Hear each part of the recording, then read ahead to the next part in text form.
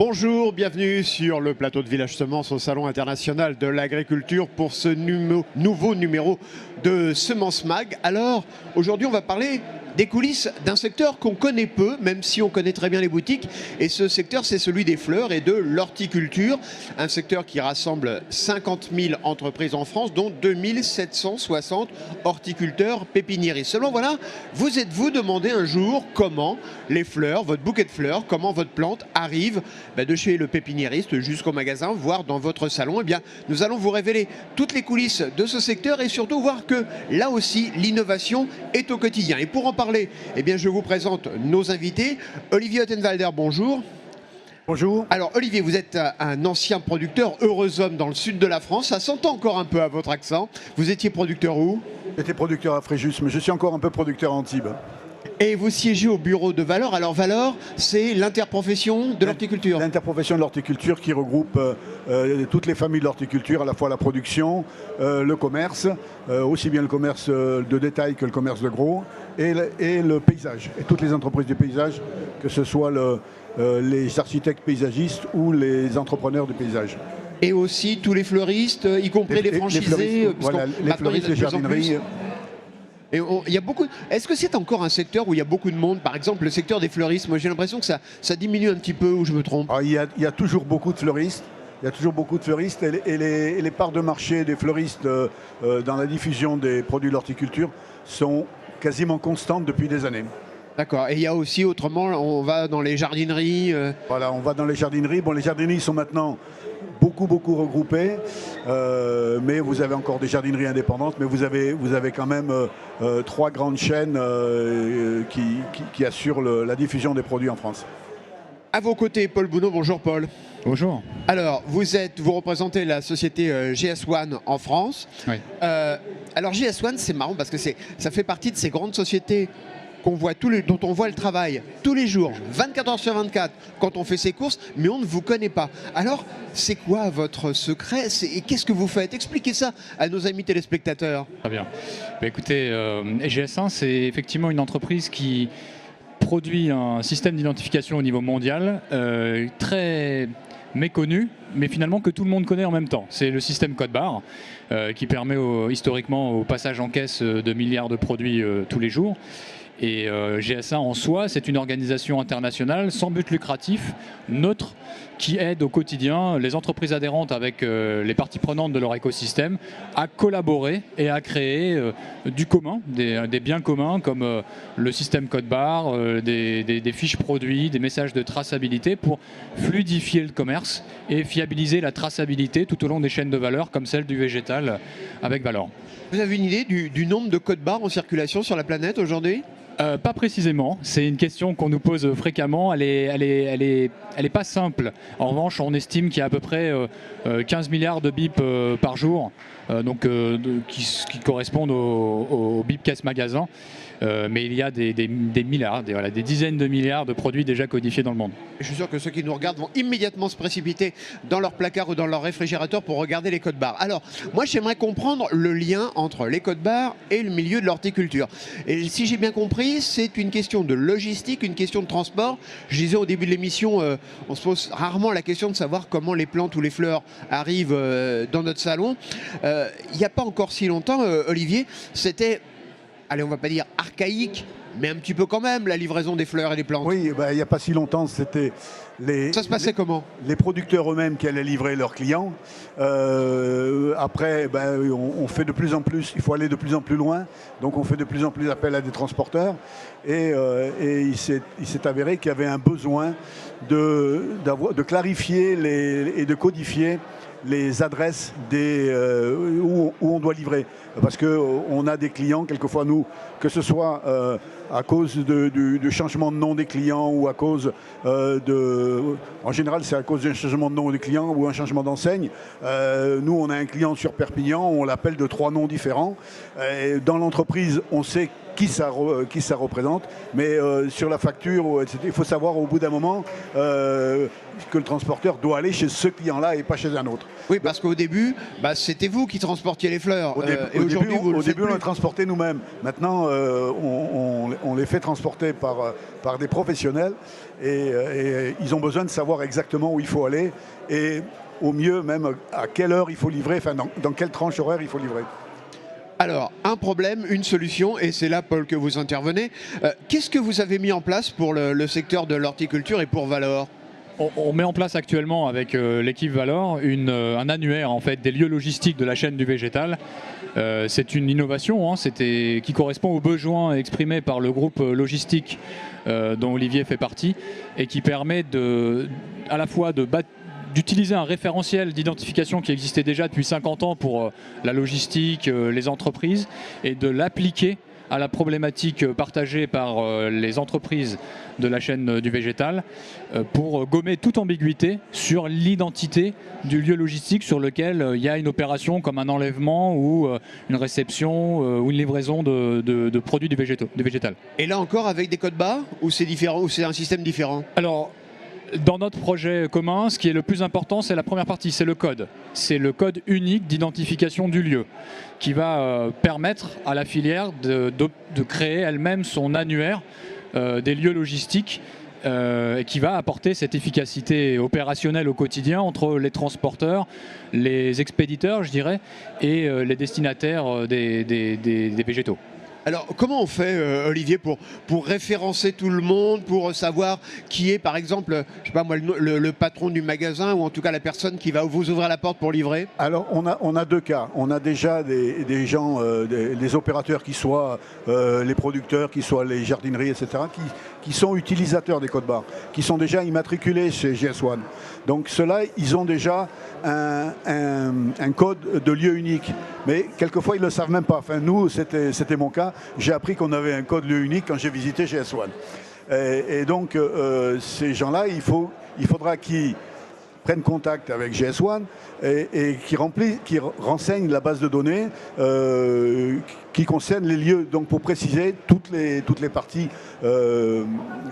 adresse, etc., pardon, horaire de livraison et compagnie.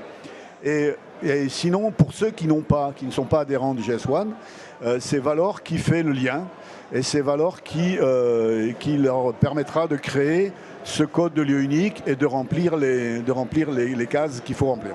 Alors Paul, moi je me méfie toujours quand on me dit il faut rentrer sur un site, remplir des choses, complémenter, donner des informations. Mais toujours c'est compliqué, c'est pénible. Et a fortiori quand on est horticulteur ou fleuriste, on a plutôt la main dans les fleurs, les mains dans la terre. C'est compliqué ou pas de renseigner tous ces éléments ? Oui, je pense que c'est un point d'attention extrêmement important. Chacun son métier. Et effectivement, la logistique en soi, c'est un métier. Et donc, ce que le groupe de logistique a exprimé au sein de Valor, c'est comment on peut rendre de la façon la plus simple possible l'accès à cette identification des lieux. Et Olivier l'a rappelé à l'instant, il y a à la fois des entreprises qui sont déjà adhérentes à GS1 France et d'autres qui ne le sont pas. In fine, toutes les entreprises doivent pouvoir obtenir ce code et identifier leur lieu de façon très simple. Donc on a beaucoup travaillé ensemble aussi sur un parcours le plus simplifié possible pour qu'une entreprise qui souhaite un code via Valor puisse l'obtenir. Et ce code, ça s'appelle le GLN, le Global Location Number. Et je m'arrêterai là pour le point technique. Mais c'est cet identifiant GS1 qui est facilement accessible à toute entreprise, qu'elle soit adhérente ou pas. Elle a un code GS1 et elle peut identifier son ou ses lieux et les mettre en partage à l'écosystème, notamment des transporteurs. Justement, Olivier, j'allais vous poser la question. Est-ce que pour bénéficier de ce système, il faut forcément être adhérent de Valor ? Avec tous les intervenants de la filière sont adhérents de Valor, sont théoriquement adhérents de Valor. Théoriquement. Théoriquement, mais pratiquement, il n'y en a pas beaucoup et qui ne le sont pas. Donc, tous ceux qui auront besoin d'avoir un GLN et qui ne sont pas adhérents de GS1 pourront l'obtenir très facilement. Et est-ce que ça coûte cher d'être référencé, Paul ? Non, alors aujourd'hui les coûts, je dirais le coût d'accès au système, il est payé par Valor, c'est un abonnement qui est payé par Valor pour le compte de ses ressortissants. Voilà. Donc on est vraiment dans une logique d'inclusion totale, c'est-à-dire que le sujet il est j'ai besoin d'identifier mes lieux, j'obtiens très vite mon code et je passe à l'étape d'après qui est je m'occupe de l'opération d'enlèvement de ma palette ou de réception. Et est-ce que c'est intéressant pour tous les ressortissants, puisque vous les appelez comme ça, de Valor, parce que le petit horticulteur qui va livrer ses fleurs dans un rayon de 50 km autour de chez lui, il n'a peut-être pas forcément intérêt à avoir des codes barres et à s'inscrire. S'il n'en a pas besoin, il ne s'en servira pas. Mais même s'il n'a pas besoin d'avoir ce code pour livrer ses fleurs, il peut avoir besoin de ce code pour se faire livrer. Donc ça ne lui coûtera rien. Ça ne lui coûte pas plus que la cotisation. La cotisation qu'il paye à Valor actuellement ne sera pas augmentée pour ça, elle restera stable. Donc il a tout à fait intérêt à s'inscrire. Alors, au départ, c'est vrai qu'on avait un peu de mal à comprendre l'intérêt parce que vous disiez c'est l'horticulteur qui livre à ses clients ou qui fait livrer par un transporteur. Mais vous me disiez avant de préparer cette émission que ça a beaucoup changé aussi le secteur des fleurs. Maintenant, un producteur, il va livrer à plein d'endroits différents et des bouquets ou des bottes de fleurs complètement différentes. Donc là aussi, il y a un intérêt. Là, à partir du moment où on travaille avec un transporteur, le transporteur, il ne travaille pas que pour nous. Il travaille pour plein d'autres producteurs, plein d'autres expéditeurs. Et c'est une façon la plus simple pour le transporteur de mutualiser les expéditions, soit par une étape intermédiaire de regroupement, soit directement dans les camions, suivant quand il fait sa tournée d'enlèvement, et de pouvoir assurer une livraison la plus correcte possible et la plus précise possible pour les destinataires. Donc on peut mutualiser. À terme, ça veut dire moins de camions sur les routes, des camions mieux remplis, et ce sera bon pour l'environnement. Absolument, j'allais vous le dire. Et est-ce que ces codes à barres sont aussi des bons outils de traçabilité? Est-ce que, par exemple, on peut savoir, si tant est ce que je ne vous souhaite pas, Paul et Olivier, s'il y a un problème, est-ce qu'on peut identifier le lieu du problème, là où s'est posé le problème? Ouais, une des applications historiques du système d'identification GS1, c'est la traçabilité. Il est très difficile de réconcilier des informations, de retrouver, de remonter la chaîne si on n'identifie pas les produits, les productions, les lieux, les entreprises de la même façon. Sinon, on passe beaucoup plus de temps à rechercher l'information dans les papiers, dans les systèmes informatiques, etc., que véritablement trouver le problème très vite et trouver la solution pour arrêter, faire un retrait, un rappel ou ne serait-ce que valoriser des pratiques associées à un lieu où il s'est passé une pratique de traçabilité vertueuse. Olivier, vous dites, moi j'avais un code sans le savoir, aujourd'hui vous l'utilisez? Pas encore, parce que nos systèmes, c'est tout à fait naissant. Enfin, nos systèmes ne sont pas encore équipés pour utiliser ça, mais ils sont prévus pour le faire. Donc, petit à petit, dès qu'on aura récolté tous les codes GLN de nos clients, on pourra les inclure dans notre système de facturation et informer les transporteurs. Donc, si vous voulez, on est vraiment au début de la démarche. Et l'idée après, justement, c'est d'avoir une base de données qui soit accessible par les transporteurs, enfin, par tout le monde, par tous les participants à la base de données, mais surtout par les transporteurs, pour justement identifier, quand on leur donnera un GLN, ils sauront exactement où ça va. Et le côté, je dirais, le plus de Valor, c'est que à ce GLN, on veut associer ce que Pierre Corr appelait les informations sac à dos, c'est-à-dire avoir en plus des informations géographiques, toutes les informations qui donneront le nom du responsable, son téléphone, les horaires de livraison, les possibilités d'être obligé de livrer avec un haillon ou pas, etc. etc. Donc toutes ces informations complémentaires qui permettront au transporteur de préciser sa prestation et d'améliorer ses tournées. Et de livrer quasiment les yeux fermés, enfin en ayant les yeux sur la route, mais en livrant les yeux sans les soucis. J'ai bien compris que tous les professionnels ressortissants, adhérents de Valor allaient avoir accès à ce système.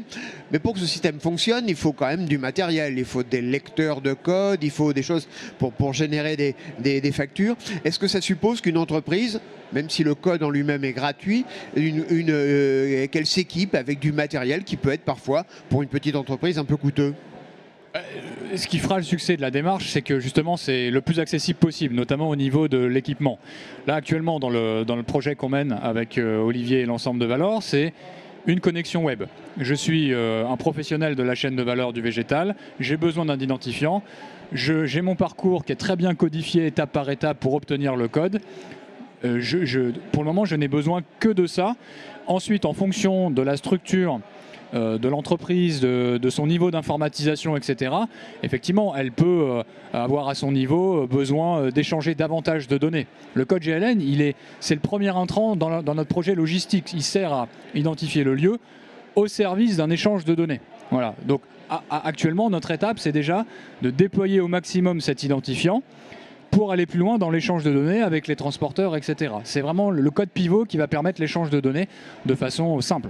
Alors, dans les produits alimentaires, on a vu il y a quelques années, dans notamment les magazines de consommateurs, qui nous aidaient à y voir un peu plus clair. Par exemple, qui disaient, dans le code barre, regardez bien les chiffres.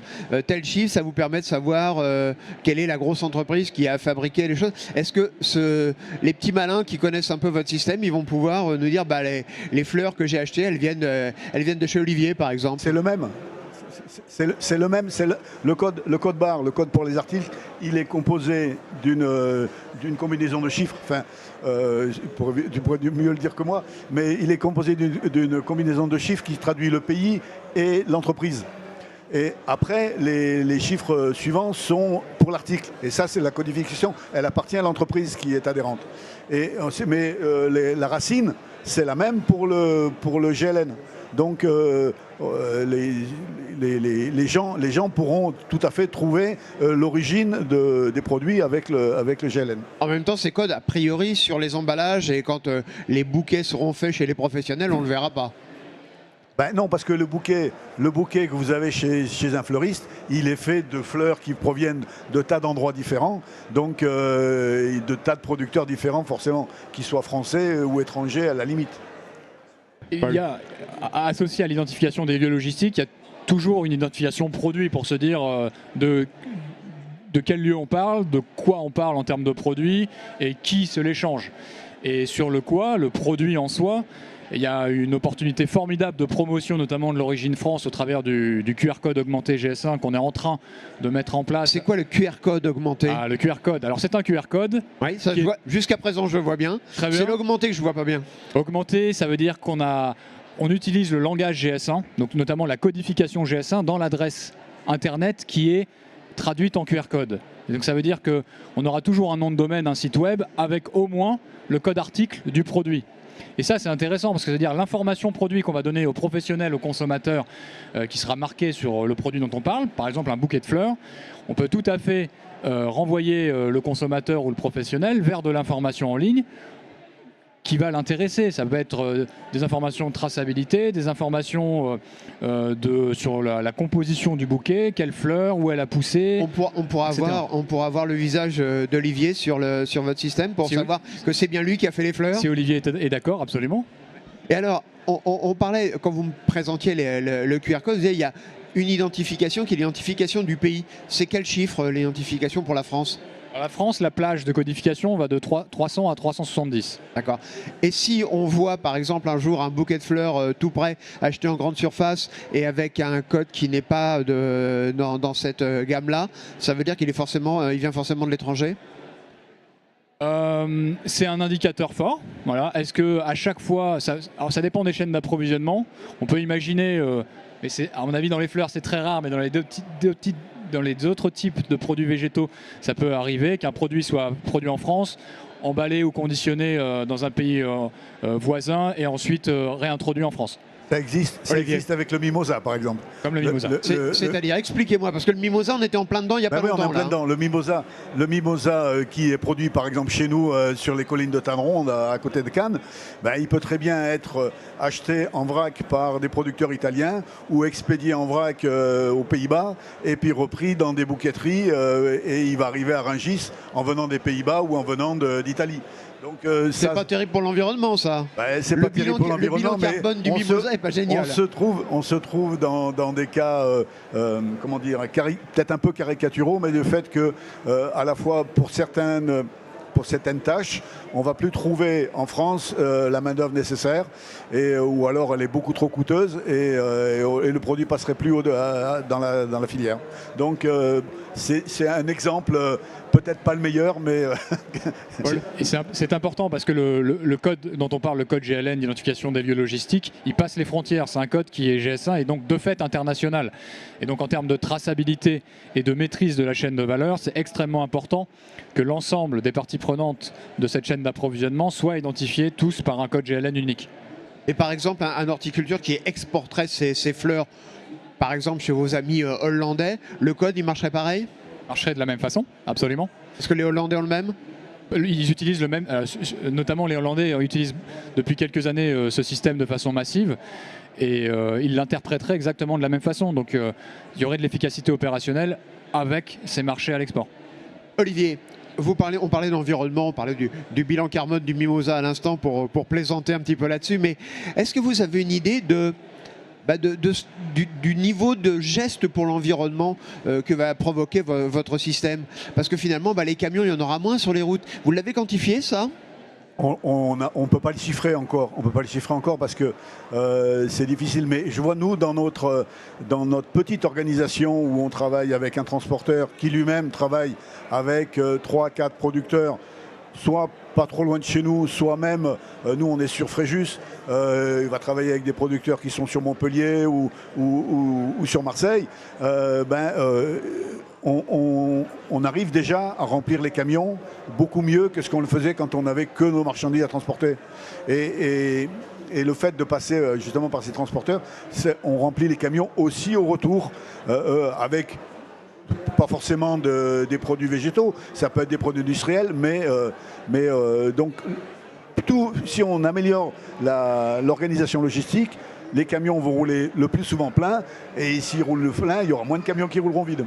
Et ça fonctionnera aussi, par exemple, je pense à vos collègues qui sont dans la vente de fleurs en ligne, il y a quelques gros opérateurs, ils vont aussi avoir ce système qui va peut-être leur permettre d'optimiser leur livraison. Alors je connais moins ce système. Le problème dans ce système, c'est qu'ils vendent de manière très très éclatée.